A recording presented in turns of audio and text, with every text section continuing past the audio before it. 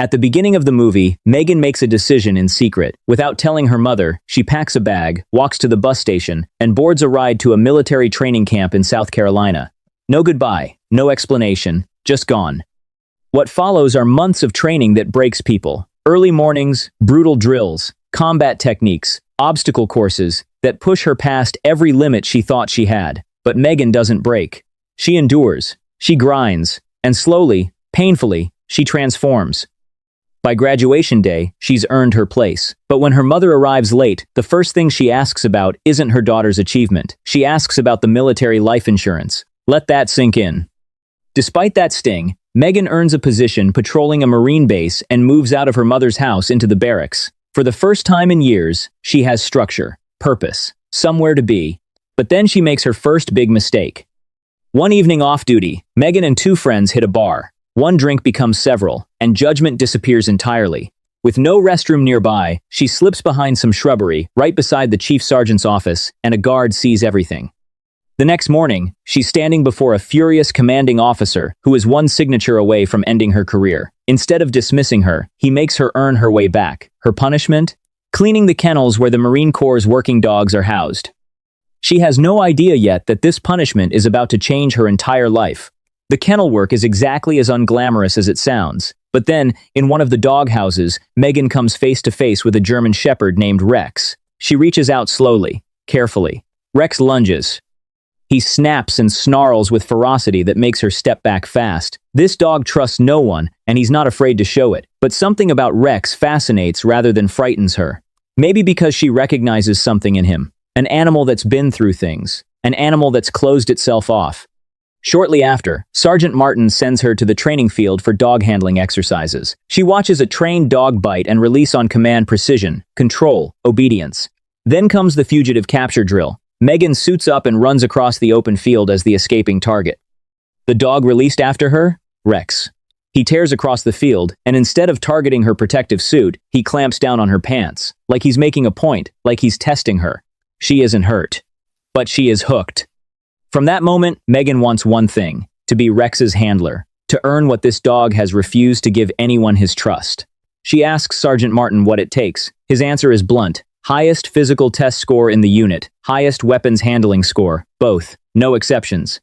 So Megan gets to work. She wakes before anyone else. She runs when others rest. She refines her aim until her hands stop shaking. On evaluation day, she scores above 90%, the highest mark of any candidate. But training isn't over. Before handling a real dog, she must pass one more test fitted with a collar and leash, simulating the dog herself, walked through exercises around the field. She even attends behavioral classes overseen by a veterinarian. Then, during one session, the vet instructs every handler to remove their dog's collar. The first corporal approaches Rex, and Rex bites him hard enough to draw blood and pull him off active duty. Sergeant Martin turns to Megan. Rex is her responsibility now. She goes to the kennel, tells Rex to wait in his doghouse before she sets down his food. The dog ignores her and barks. Most people would give up within 20 minutes.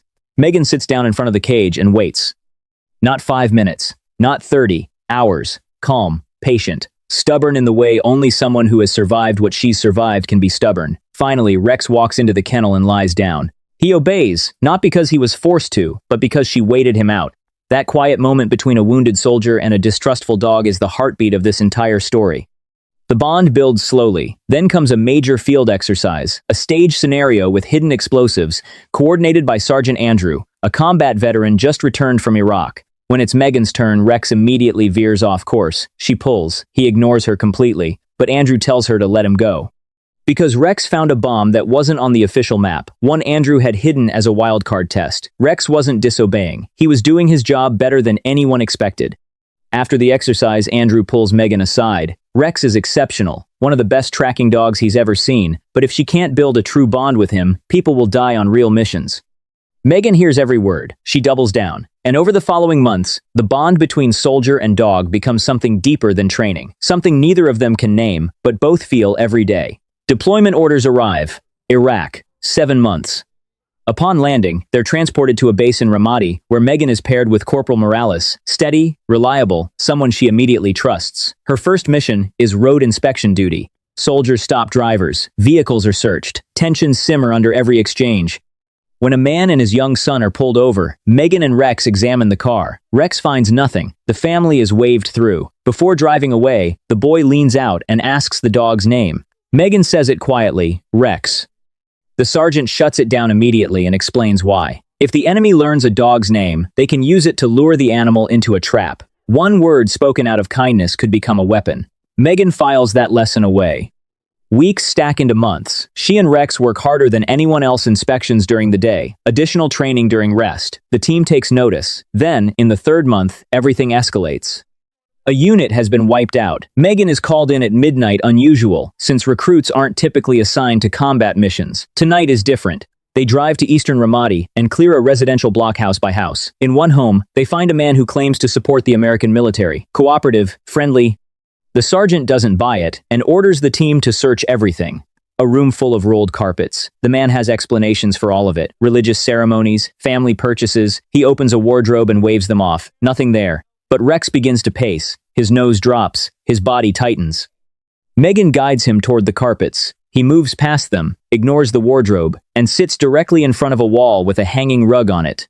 The soldiers pull it aside and find a hole carved into the structure. Inside, weapons, explosives, a hidden arsenal that would have ended lives. The man bolts. He's caught. That night, Morales tells Megan she and Rex just saved the entire battalion.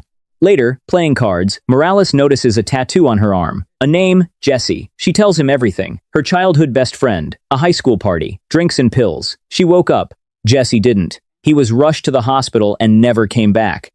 She has carried that guilt ever since, the belief that she should have been the one who didn't survive, but the army gave her a reason to keep going, and Rex gave her something to fight for.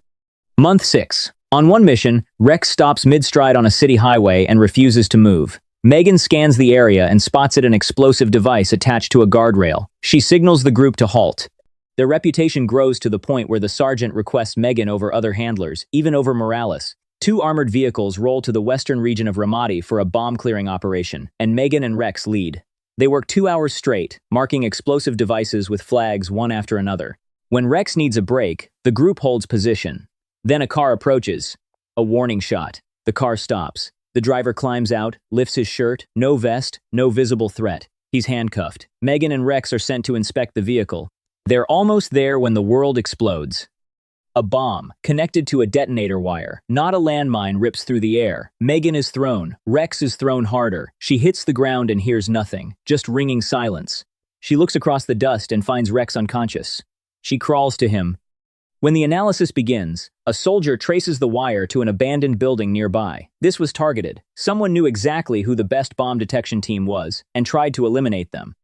Megan refuses evacuation. With Rex barely recovered, she insists on tracing the wire to its source, a block of abandoned buildings with a school at the end.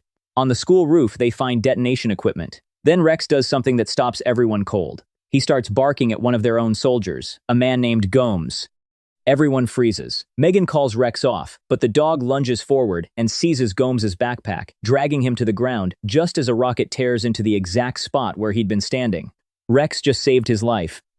What follows is a full firefight. Rockets, explosions, military vehicles providing cover, soldiers sprinting for extraction. In the chaos, Rex makes it into the vehicle. But another blast knocks Megan to the ground in the open, with gunfire everywhere. Rex jumps back out. He runs to her, stands over her. In the middle of live combat, that dog refuses to leave. They make it to the vehicle together. At the base, a helicopter is waiting. Megan's eardrums are damaged, and she needs immediate treatment. She begs to stay with Rex, but the dog must remain, and Morales promises to watch over him. The helicopter lifts, and Megan, wounded and alone above Iraq, breaks down crying. Hours later, the hospital confirms the damage isn't permanent, but she's grounded for 3 months off the field, away from combat, away from Rex. She flies home for Christmas. Her father holds her like he's afraid to let go. He has to work the holiday and drops her at her mother's house. The reunion there is as cold as expected. What torments Megan most isn't the tension or the strangeness of civilian life. It's not knowing what happened to Rex. She calls the barracks repeatedly. Nobody tells her anything. Then she gets word he's back. She returns to base, runs to the kennel. Rex sees her, and that reunion needs no words. Life at the base finds a new rhythm. Megan trains new handlers. Morales leaves flowers outside her door, and something real begins to grow between them. Then the unit receives word that Sergeant Andrew has been killed in action, died, shielding his tracking dog Bruno from an explosion. Bruno survived, Andrew did not.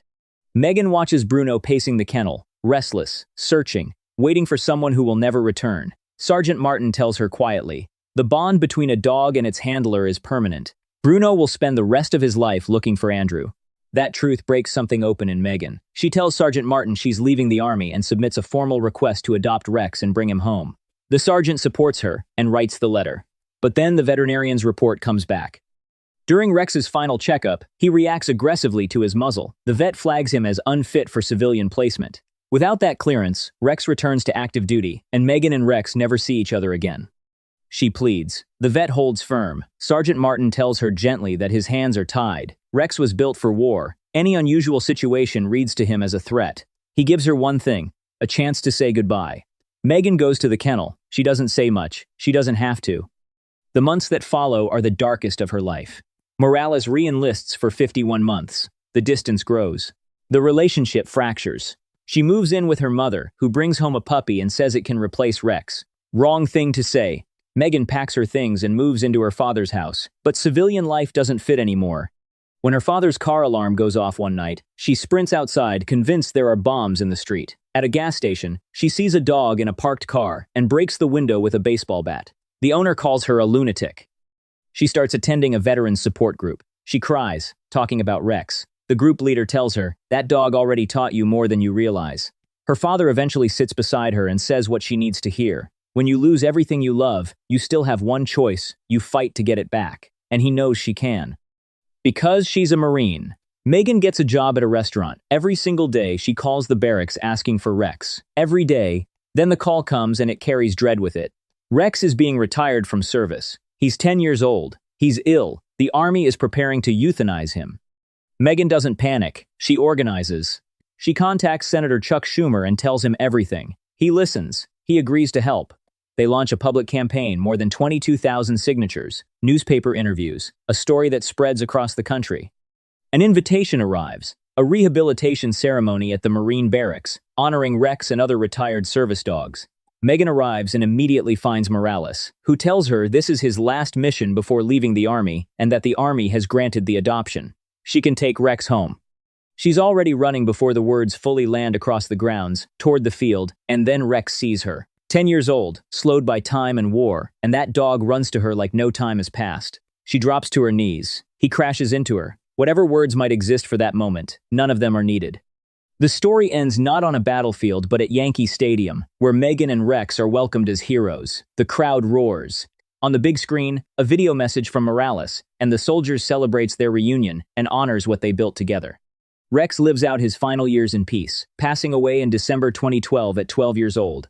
Megan returns to the army not to fight, but to teach. She trains new handlers with her next dog, Patriot.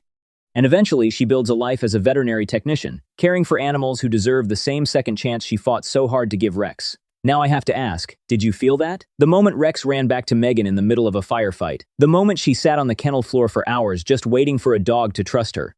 The moment she gathered 22,000 strangers to fight for one animal. If this story moved you, and you watched this far without subscribing, you know what to do. Hit that subscribe button right now. We do this every week, and you don't want to miss what's coming next. Drop a comment below. What hit you hardest? The bond between Megan and Rex? The moment he refused to leave her side under fire? Or that painful goodbye at the kennel? Tell me. I read every single one.